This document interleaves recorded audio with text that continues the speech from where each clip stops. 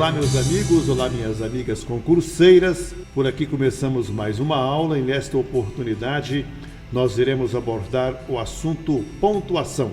Antes de qualquer coisa, meus amigos, que fique claro que pontuação e sintaxe andam sempre de mãos dadas.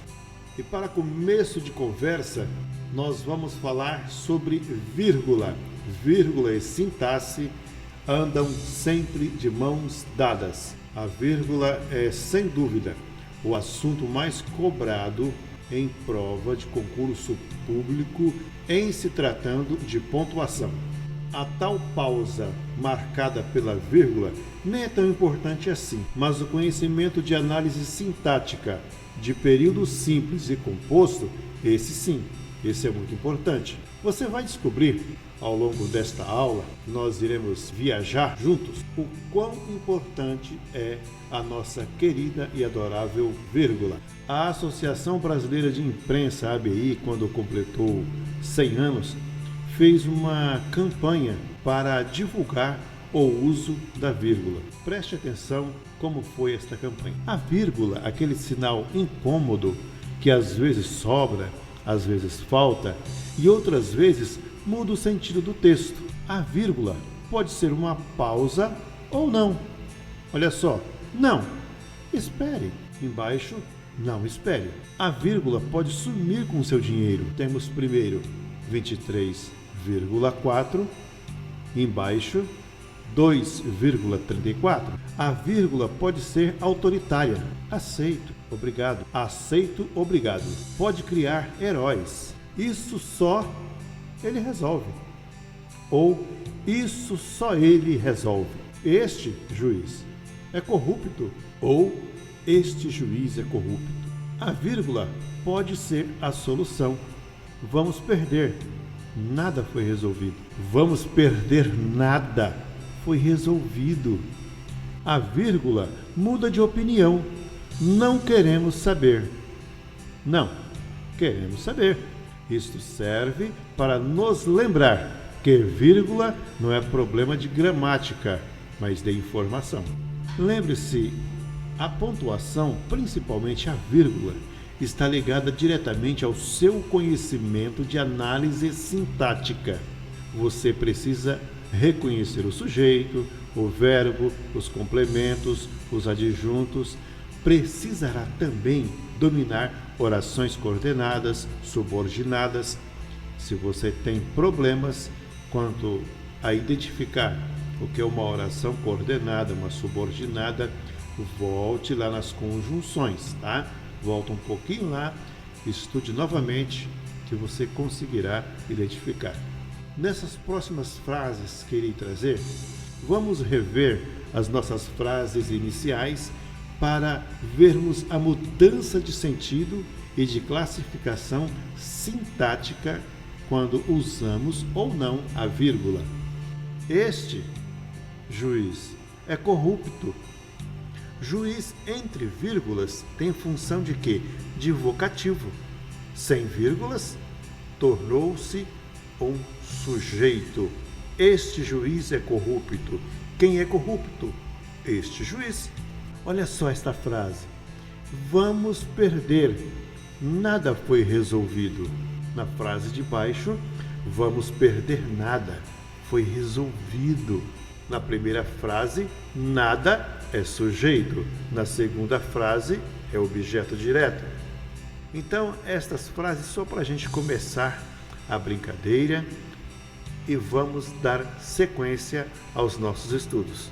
Nesta aula, iremos estudar vírgula, ponto e vírgula, dois pontos, ponto, ponto de interrogação, ponto de exclamação, travessão, parênteses, aspas e reticências.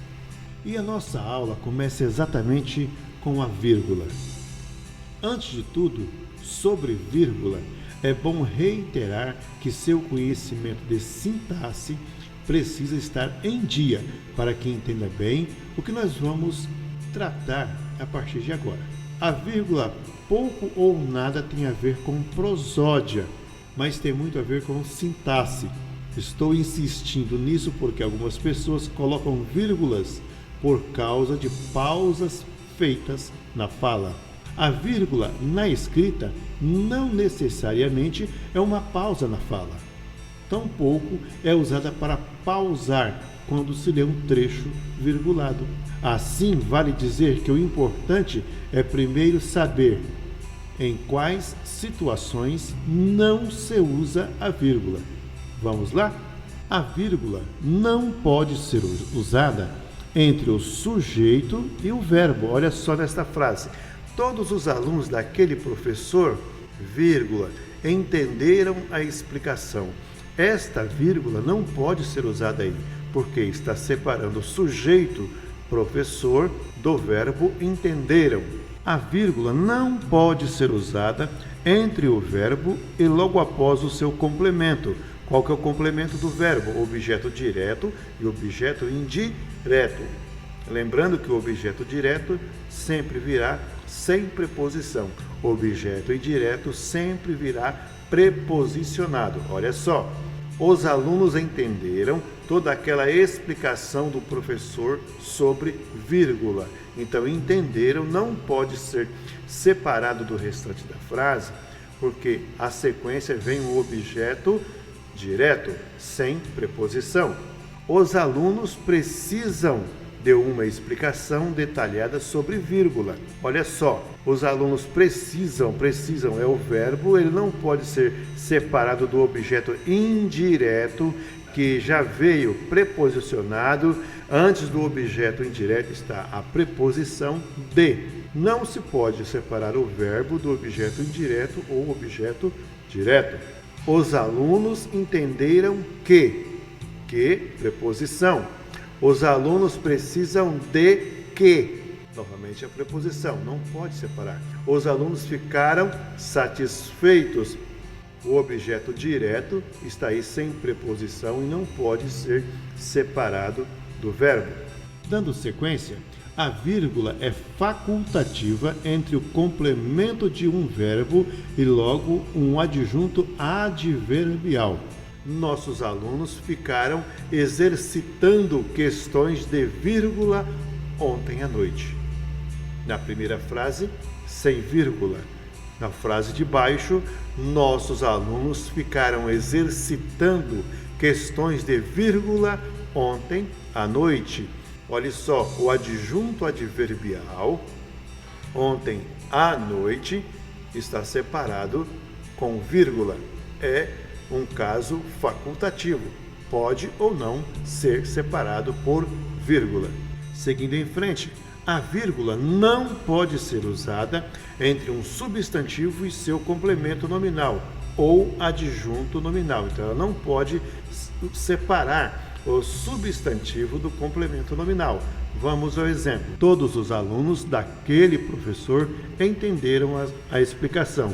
Então, todos os alunos, o complemento nominal daquele professor, ele não pode ser separado de todos os alunos. A vírgula não pode separar ou não pode ser usada entre a locução verbal da voz passiva e o agente da passiva.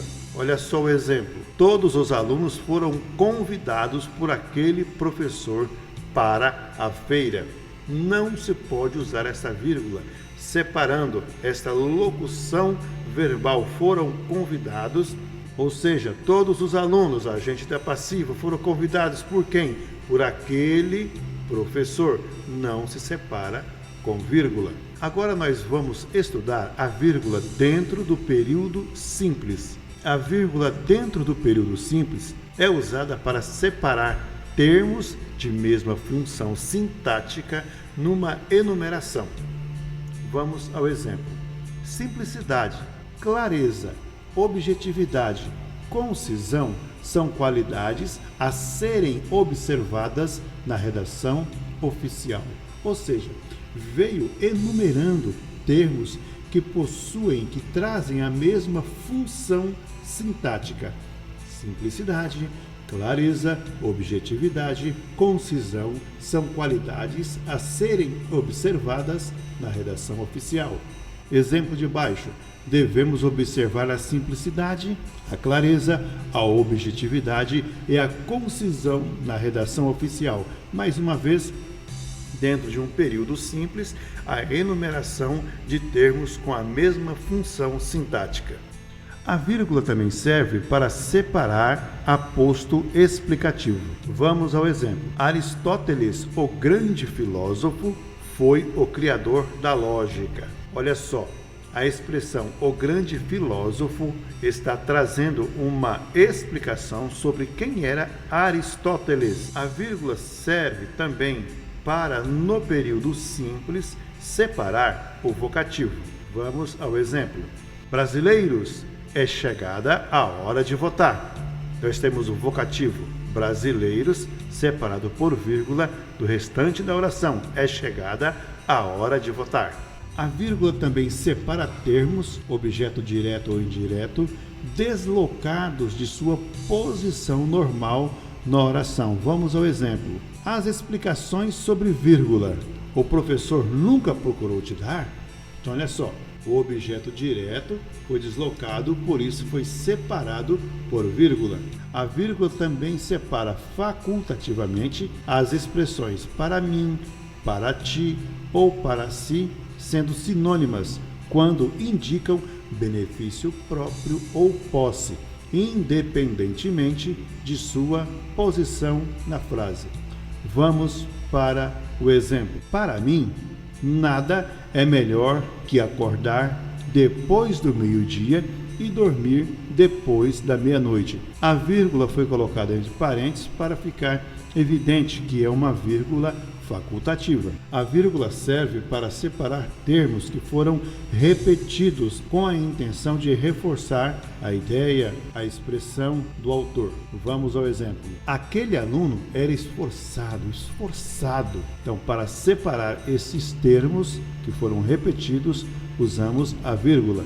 A vírgula também separa os adjuntos adverbiais deslocados, ou seja, fora de ordem. Vamos ao exemplo. A multidão foi, aos poucos, avançando para o palácio. Aos poucos, que poderia estar no começo da frase, foi deslocado, por isso separado por vírgula. A vírgula também separa certas expressões explicativas, retificativas, exemplificativas, como isto é, ou seja, ademais, a saber, melhor dizendo, ou melhor, quer dizer, por exemplo, além disso, aliás, antes, com efeito, data vênia, que é muito usado pelos nossos ministros do Supremo. Vamos ao exemplo. O político, a meu ver, deve sempre usar uma linguagem clara, ou seja, de fácil compreensão. Nós vemos aí, a meu ver, separado por vírgula, ou seja, separado por vírgula. Então, são expressões explicativas, retificativas, exemplificativas, que são separadas por vírgula. Seguindo em frente, nós vamos estudar agora o uso da vírgula dentro do período composto. A vírgula dentro do período composto marca a elipse de um verbo. A elipse de um verbo, diga-se de passagem, é a omissão de um verbo dentro de um período composto. Olha só, o decreto regulamenta os casos gerais. A portaria, vírgula, os particulares. Nós temos aqui a omissão do verbo regulamenta. Para ser omitido o verbo regulamenta, foi usada uma vírgula após portaria. A vírgula separa orações coordenadas assindéticas. Se você não sabe o que são orações coordenadas assindéticas, volte lá neste conteúdo para que você possa saber e dominar o assunto. Assindética quer dizer sem síndeto. Vamos aos exemplos. Levanta-me de manhã, entrava no chuveiro, organizava as ideias na cabeça. Nós temos orações coordenadas, estão coordenadas entre si, porém não tem o síndeto, não tem a conjunção ligando estas orações. A honestidade deveria ser a ordem do dia, não poderia? Nós temos oração assindética, ela está coordenada, porém sem síndeto, não existe conjunção ligando estas orações. Seguindo em frente, a vírgula não separa orações coordenadas sindéticas aditivas ligadas por e ou nem. Vamos aos exemplos. Aqueles policiais não estão envolvidos em receptação nem procuram envolver-se. Não existe separação por vírgula. A vírgula separa as orações coordenadas sindéticas adversativas. Vamos para o exemplo. O dono de uma empresa demitiu 60% dos empregados, vírgula, mas se arrependeu dias depois. Então, antes desta conjunção adversativa, mas, usa sempre a vírgula. A vírgula separa orações coordenadas sindéticas alternativas com ou, ora, quer. Olha só o exemplo. Ora, ele procura resolver algumas situações com paciência. Ora, decide fazer justamente o avesso. Então, essas orações coordenadas sindéticas alternativa, ou seja, em que haja uma alternância, tem que ser separada por vírgula. A vírgula também separa as orações coordenadas sindéticas conclusivas. Os atores fizeram um grande espetáculo, concluindo, por isso toda a plateia os aplaudiu efusivamente. Então vejamos, a oração coordenada sindética conclusiva, por isso toda a plateia os aplaudiu efusivamente, está concluindo a frase inicial. Os atores fizeram um grande espetáculo, por isso tem que ser com vírgula. A vírgula também separa as orações coordenadas sindéticas explicativas. Devo buscar mais informações, pois a vida me exige isso. Então está explicando o porquê que devo buscar mais informações. E esta explicação tem que ser separada por vírgula. Ok, pessoal? Então preste muita atenção, volte lá no começo do vídeo. Marque bem o uso proibitivo de vírgula. Comece memorizando onde que a vírgula é proibida e depois onde deve ser usada, ok? Nosso próximo assunto, ponto e vírgula. O ponto e vírgula é usado para marcar uma pausa maior do que a da vírgula. Seu objetivo é colaborar com a clareza do texto. O ponto e vírgula serve para separar orações coordenadas assindética. A é sem, dética, síndeto, normalmente entre trechos já separado por vírgulas ou outros sinais de pontuação, marcando uma enumeração. Olha só este exemplo. As leis, vírgula, em qualquer caso, não podem ser infringidas. Vem aí o ponto e vírgula, mesmo em caso de dúvida, portanto, elas devem ser respeitadas. Marcou um trechinho, uma pausa maior. O ponto e vírgula serve também para separar vários itens de uma enumeração, frequentemente usada em leis. Temos aqui o artigo 1º e, na sequência, após os dois pontos, 1.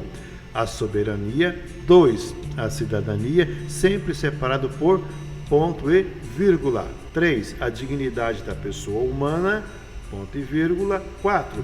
Os valores sociais do trabalho e da livre iniciativa, muito usado na composição das nossas leis. O ponto e vírgula também serve para separar orações coordenadas, cuja conjunção implícita é facilmente percebida.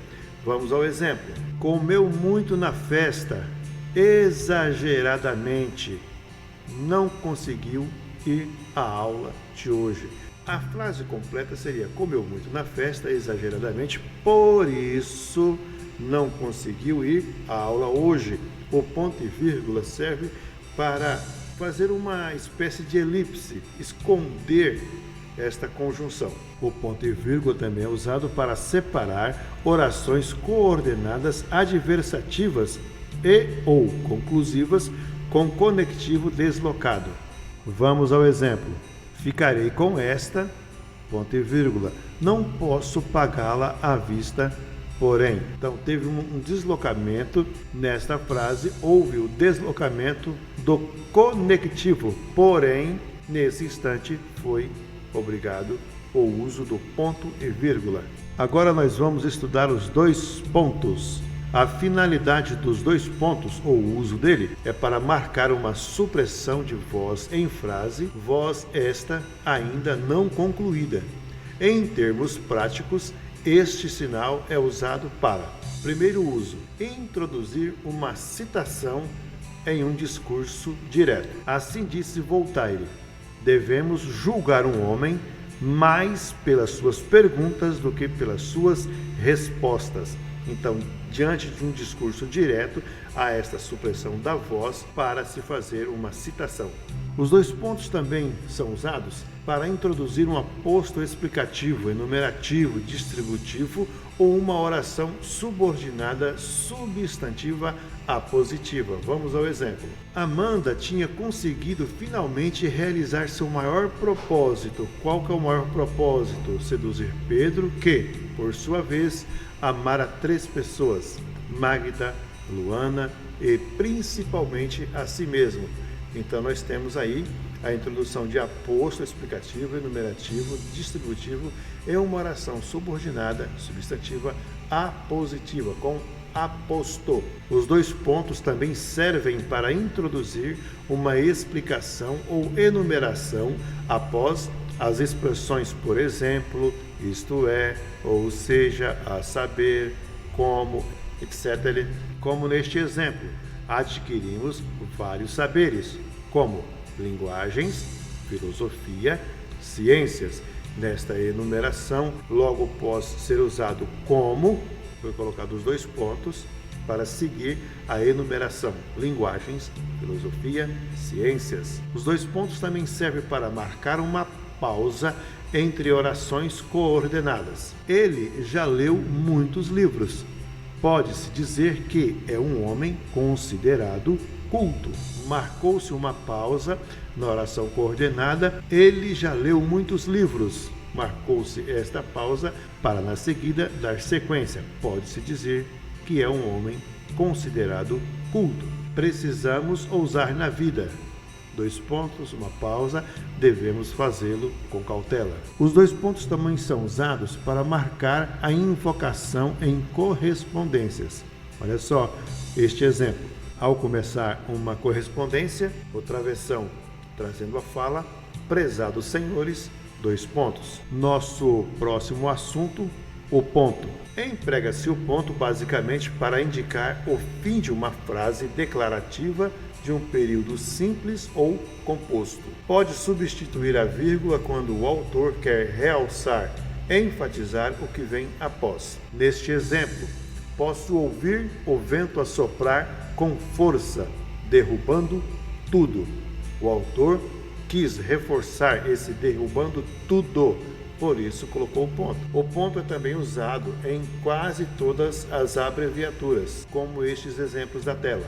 Temos também o chamado ponto parágrafo, aquele que encerra um período e a ele se segue outro período em linha diferente. Nosso próximo assunto, ponto de interrogação. O ponto de interrogação marca uma entoação ascendente, uma elevação da voz, com um tom questionador. Usa-se sempre nestes casos. Frase interrogativa direta: o que você faria se só lhe restasse um dia?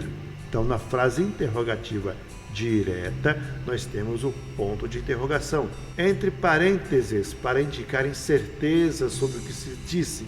Eu disse a palavra peremptório, mas acho que havia palavra melhor naquele contexto. Terceira possibilidade, combinado com ponto de exclamação para denotar surpresa, admiração. Você não conseguiu chegar ao local da prova? Nesta frase, nós temos uma pergunta junto com uma surpresa, uma admiração. Por isso vem a sequência de ponto de interrogação mais ponto de exclamação. Ou também pode ser o contrário, ponto de exclamação antes e depois o ponto de interrogação. O ponto de interrogação também pode ser usado em interrogações retóricas, sentença que é uma interrogação na forma, mas que expressa uma afirmação ou gera uma reflexão com resposta subentendida. E o que tenho eu com isso? Na verdade, quer-se dizer: não tenho nada com isso. Pessoas morrem de fome de 5 em 5 segundos no mundo. Jogaremos comida fora à toa? Claro que não jogaremos comida fora à toa. Por quê? Porque de 5 em 5 segundos, pessoas morrem de fome.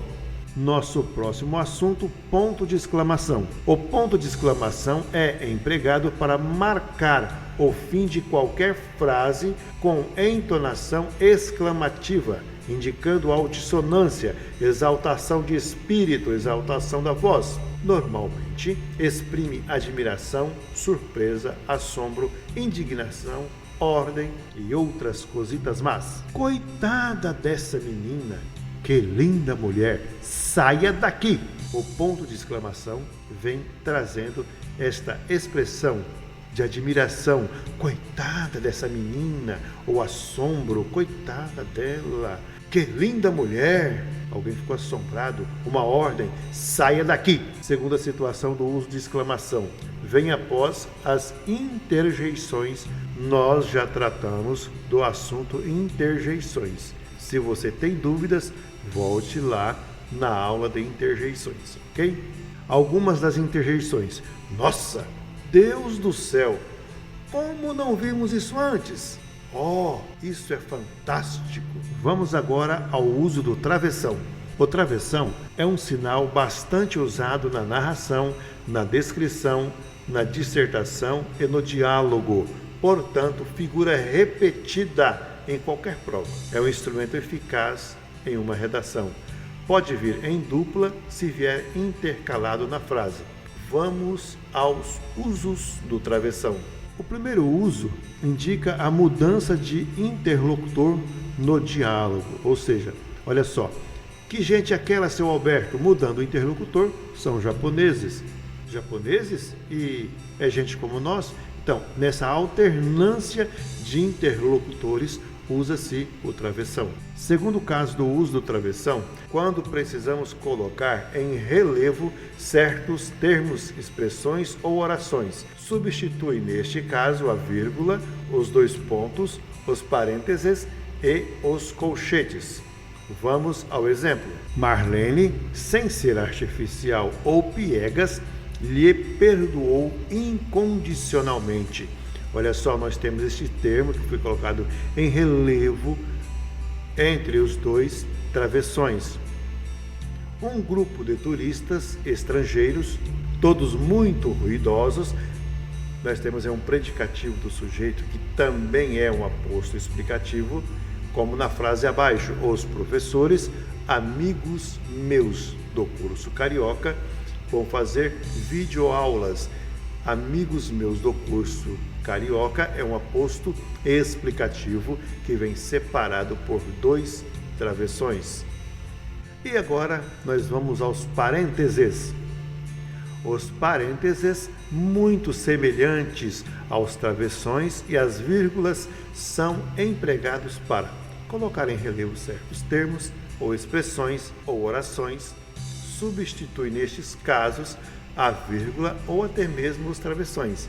Marlene Pereira, entre parênteses, sem ser artificial ou piegas, olha aí, substituiu a vírgula ou os travessões, lhe perdoou incondicionalmente. E temos estas frases abaixo para vocês irem praticando. Vamos para o segundo caso do uso do parênteses, para incluir dados informativos sobre bibliografia, o autor, o ano de publicação, etc. Também serve para indicar marcações cênicas numa peça de teatro. João, você vai aonde? Entra o Pedro. Devo ir à praia. João, eu vou com você. Tchau, mãe. E entre os parênteses está uma indicação cênica de uma peça de teatro, indicando que o ator deve sair pela esquerda. E agora nós vamos às nossas queridas aspas. As aspas são usadas comumente em citações, mas também há outras funções bem interessantes. Atualmente, o negrito e o itálico vêm substituindo frequentemente o uso das aspas. Os empregos são antes e depois de citações textuais. A vírgula é um calo no pé de todo mundo. Antes dessa citação vem entre aspas, seguindo, afirma a editora de opinião do jornal Correio Brasiliense. Então, antes da citação, veio o texto entre aspas. Segundo emprego para assinalar estrangeirismo, neologismo, arcaísmos, gírias e expressões populares ou vulgares conotativas. O homem, ledo de paixão, ou seja, enganado pela paixão, não teve a fortuna que desejava. Anderson Silva passou o carro no adversário, ou seja, patrolou o rapaz. O terceiro caso do uso das aspas serve para realçar uma palavra ou expressão imprópria, às vezes com objetivo irônico ou malicioso. Vamos aos exemplos. Ele reagiu impulsivamente, ele deu um não sonoro. Veja como ele é educado, cuspiu no chão. Há uma ironia, porque quem cospe no chão não é educado. Se ela fosse minha, há um certo tom de malícia nesse minha. Quarto caso, quando se citam nomes de mídias, livros, etc. Ouvi a notícia no Jornal Nacional. Os Lusíadas foi escrito no século XVI. E agora nós vamos às nossas reticências. As reticências são empregadas para assinalar a interrupção do pensamento. O presidente da República está ciente... Uma parte, por favor. Ciente do problema, concedo a parte ao nobre deputado. Segundo caso de uso das reticências. Indicar partes suprimidas de um texto. Pode vir entre parênteses ou colchetes. Vamos a este exemplo. O primeiro e crucial problema de linguística geral que Saussure focalizou dizia a respeito à natureza da linguagem. Encarava-a como um sistema de signos ou estes três pontinhos. Após signos, significa que alguma parte do texto foi suprimida. Entre parênteses, quer dizer que antes de considerava a linguística, havia um texto que foi suprimido. Terceiro uso das reticências, para indicar hesitação, suspense ou breve interrupção de pensamento. Eu não a beijava porque eu tinha vergonha. Então houve uma hesitação, um suspense, uma breve interrupção de pensamento nesta frase, nesta oração. A reticências também é usada para realçar uma palavra ou expressão, normalmente com malícia, ironia ou outro tipo de sentimento. Ela é linda, você nem sabe como. Ela é linda, você nem sabe como. Esta prosódia que deve ser usada sempre que tiver estas reticências. Pode ser um pouco de malícia, talvez ironia. E por aqui a gente encerra de forma bem sintetizada o uso da pontuação. E o que mais cai em prova de concurso público é o uso e o emprego ou não da vírgula. Dê uma atenção especial para a vírgula em todos esses quesitos que nós trouxemos para vocês aí. Valeu, obrigado, Deus abençoe as vossas vidas sempre.